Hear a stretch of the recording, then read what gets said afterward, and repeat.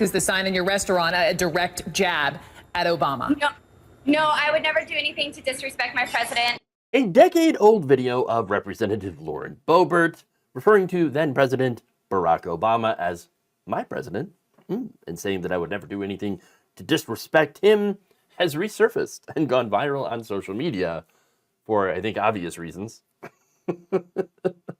Oh, wow. Fun. A lot of fun. Okay, so this was during a remote interview with then CNN anchor Brooke Baldwin about Boebert's now shuttered Colorado restaurant, Shooter's Grill, which closed in the summer of 2022, not because of politics, at least according to Boebert, but has been replaced by a Mexican restaurant, which is just delicious irony, and probably more delicious than tainted pork sliders. Just saying. This interview, though, shows Boebert's very different approach to how she refers to the White House than she obviously does now. Let's take a look at a little bit more of that. I believe that it is an office that is in place by God, and I would never say anything to disrespect him. I didn't know that comment was even made. I actually picked up the sign just at a local store. Okay. No, actually, I stand corrected. A friend of mine bought that for me, and I thought it was fitting. I would never say anything to disrespect the president. I mean, it's an office that's put in place by God. No, that would be the Constitution and the people.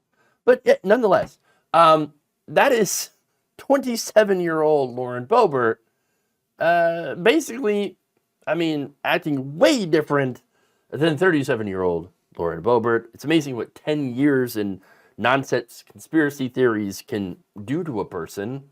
Like, holy crap, the difference here, huge, huge. So why was she on CNN of all places? That's curious. Well, it had to do with, again, her discussing a sign that was hung up declaring that those inside were proudly clinging to my guns and my Bibles. Boebert said, well, I had no idea that Obama had made any references to guns and Bibles. Well, this is a quote from the campaign trail back in 2008. It's not surprising, then they get bitter, they cling to guns or religion or antipathy, to people who aren't like them, or anti-immigrant sentiment or anti-trade sentiment as a way to explain their frustrations. So there's that. Okay, that's the quote. Obama wasn't wrong about that, and she's not wrong about that sign fitting. It's exactly the kind of atmosphere she had set up for herself and her workers inside that restaurant. Still, I don't know. It seemed like she was slightly more reasonable back then. I mean, even then, saying like, oh, the office of the president is installed by God. No. But at least you're like, well, I'm not going to go and disrespect the president, of course, right? Well, it reminds me of a family member who was a twice Obama voter and then went completely off the rails, the deep end. Pro-MAGA, pro-Trump, impeach Biden, maybe even QAnon, right? I mean, just all this insane stuff. And you look at that and you think, what the hell radicalized you? What made you go down this pipeline? Now, what is it that happened to Lauren? Well, according to former employees, success. Interesting. 2 years ago, they had talked to Mother Jones magazine and said that fame and success had actually changed Lauren Boebert's politics for the worst. Huh. In fact, they said, this is a former waitress, the second the restaurant blew up, her head blew up, and it became something entirely different. And I got to meet a new version of her that is a monster.